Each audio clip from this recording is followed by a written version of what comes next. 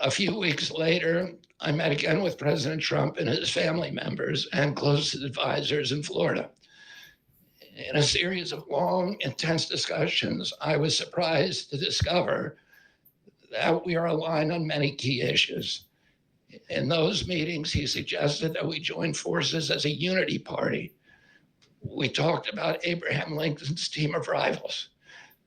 That arrangement would allow us to disagree publicly and privately and fiercely if needed. And see, that's what we need in politics. We don't need the childlike elementary school little spats and squabbles that happen in Congress.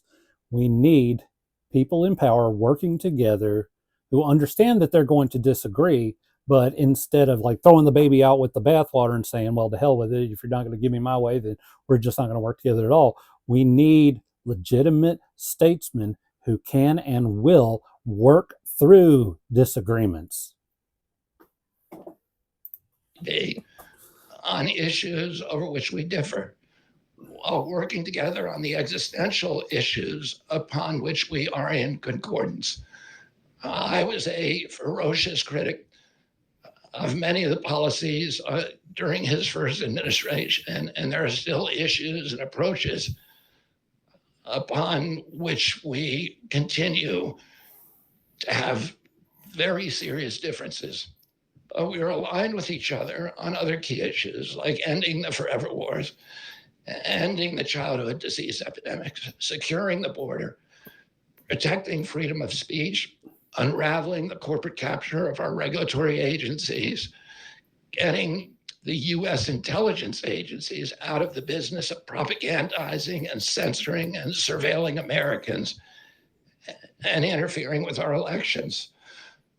Following my first discussion with President Trump, I tried unsuccessfully to open similar discussions with Vice President Harris. Vice President Harris declined to meet or even to speak with me. Suspending my candidate. Yeah, say what you will about Harris, but I don't think even she's dumb enough to bite the hand that feeds her.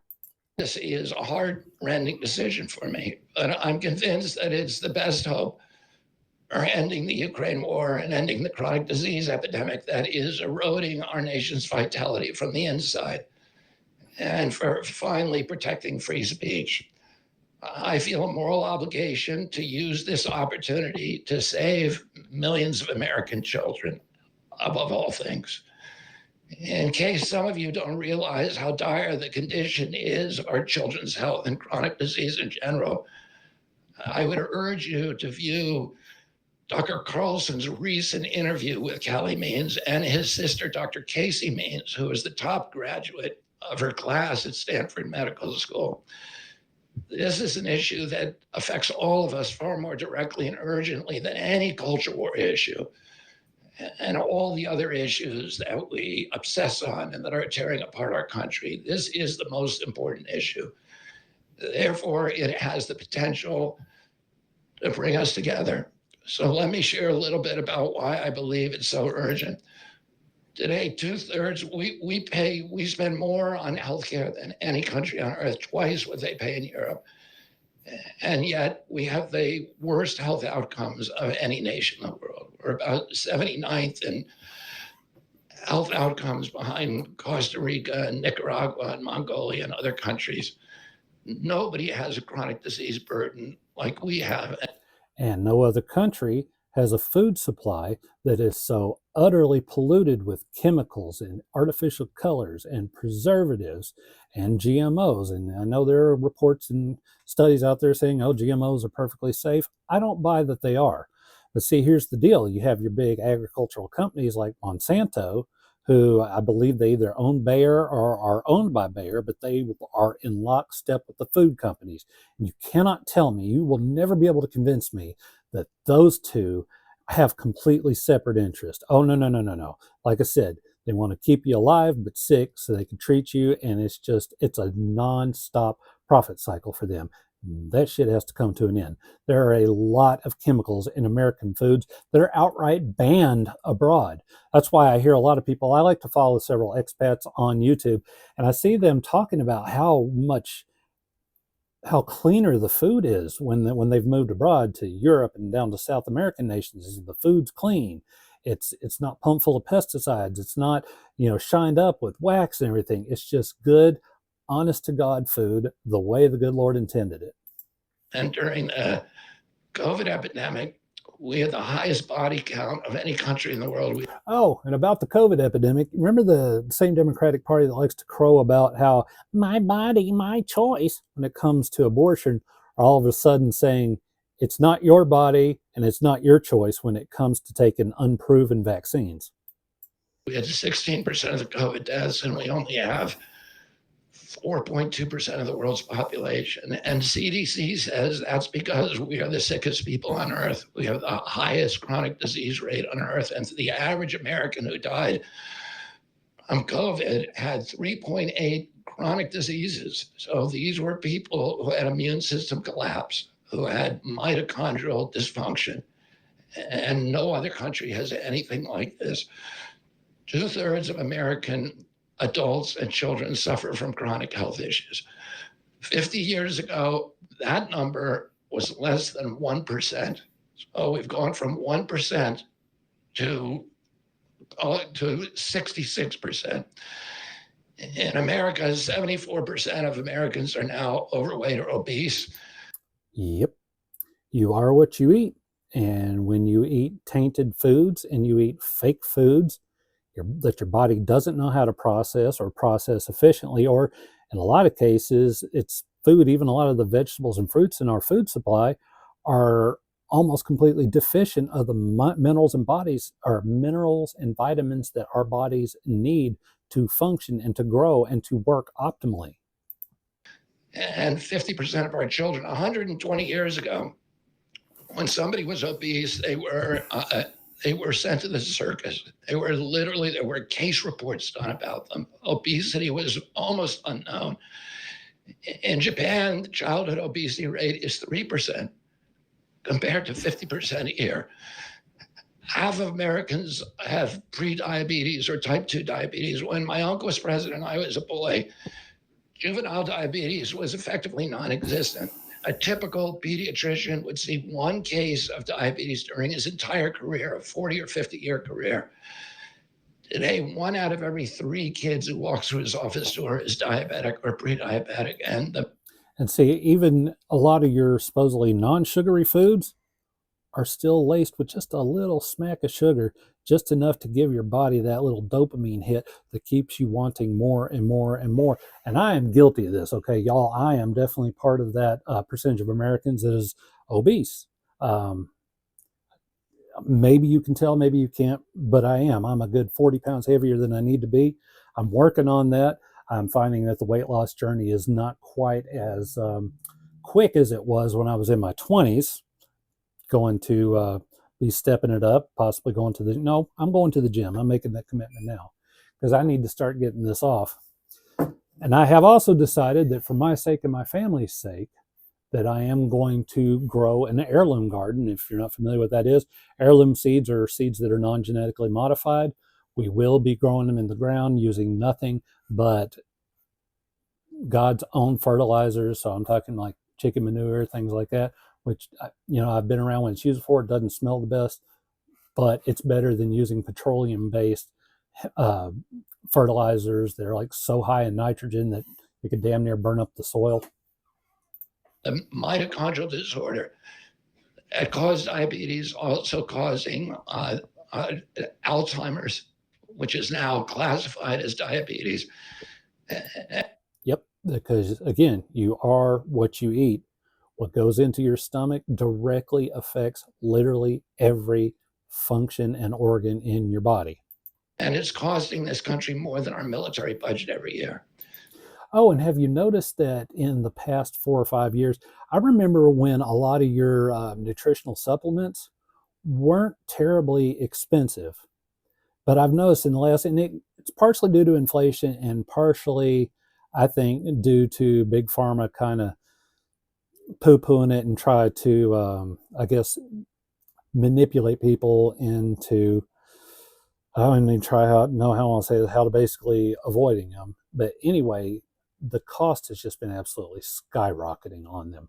I was like, I'm seeing like bottles of vitamin C and vitamin D that, a few years ago they were like $4 or $5. Now they're like $15, $20 a bottle. So I was like, I feel like, and again, this is the conspiracy side of me, that some of these big pharma companies may be buying out some of these nutrient companies and then jacking the price up so that you just avoid them altogether, so that you go back to the petrochemical medications that they pump out. There's been an explosion of neurological illnesses that I never saw as a kid: ADD, ADHD, speech delay, language delay, Tourette's syndrome, narcolepsy, ASD, Asperger's, autism. In the year 2000, the autism rate was 1 in 1,500. Now, autism rates in kids are 1 in 36, according to CDC nationally. Nobody's talking about this. 1 in every 22 kids in California has autism. And this is a crisis that 77% of our kids are too disabled to serve in the United States military. What is happening to our country? And why isn't this in the headlines every single day? There's nobody else in the world that is experiencing this. This is only happening in America. About 18%. And by the way, there has been no change in diagnosis, which the industry sometimes like to say. There has been no change in screening. This is a change in incidence. In my generation, 70-year-old men, the autism rates are about 1 in 10,000. In my kids' generation, 1 in 34. I'll repeat, in California, 1 in 22. Why are we letting this happen? Why are we allowing this to happen to our children? These are the most precious assets that we have in this country. How can we let this happen to them? About 18% of American teens now have fatty liver disease. That's like 1 out of every 5. That disease, when I was a kid, only affected late-stage alcoholics who were elderly. Cancer rates are skyrocketing in the young and the old. Young adult cancers are up 79%. 1 in 4 American women is on antidepressant medication. 40% of teens have a mental health diagnosis. And 15% of high schoolers are on Adderall, and 500,000 children on SSRIs. As someone who is on an SSRI, I honestly don't recommend them unless you just absolutely have no other option. They've been a mixed bag for me. They've helped me with certain aspects of the condition that I take them for, but I wish that I wasn't on them. When it comes to like a lot of these mental illnesses, and it's funny because there's certain mental illnesses that they refuse to recognize. They just expect us to play along with and validate. Again, other discussion, but I'm going to park that there. Once again, drive it if you want. We live an absolutely unnatural lifestyle. Our food's not natural. The way we live is not natural. Going to work 40 to 60 hours a week, not having any time to spend with your families. They're trying to increase the retirement age to 70. So basically you don't even get like that 10 to 15 years at the end to like enjoy yourself when your life is, or when you're no longer of productive value to the corporate oligarchs that run this country. Is it any surprise? Is it any surprise that there's so much mental illness? We are not living in a manner consistent with nature and consistent with what God intended us to live. Families are supposed to stay together. Families are supposed to take care of families. There was no putting old folks in homes at the end of their life. The family took care of them. There was no kicking your kids out at 18. If they chose to leave when they became of age and they got married, then that was fine. Just everything about the way that we live in this modern world, this modern society, is just completely counterintuitive to how we're wired. And we have this constant, instant everything in this society. It's no wonder we're driving ourselves bonkers, y'all. So what's causing this suffering? I'll name 2 culprits. First and the worst is ultra-processed food. About 70% of American children's diet is ultra processed. That means industrial manufactured in a factory. These foods consist primarily of processed sugar, ultra processed grains, and seed oils. Laboratory scientists who many of them formerly worked for the cigarette industry, which purchased all the big food companies in the 1970s and 80s, deployed thousands of scientists to figure out new chemicals to make the food more addictive. And these ingredients didn't exist 100 years ago. Humans aren't biologically adapted to eat them. Hundreds of these chemicals are now banned in Europe, but ubiquitous in American processed foods.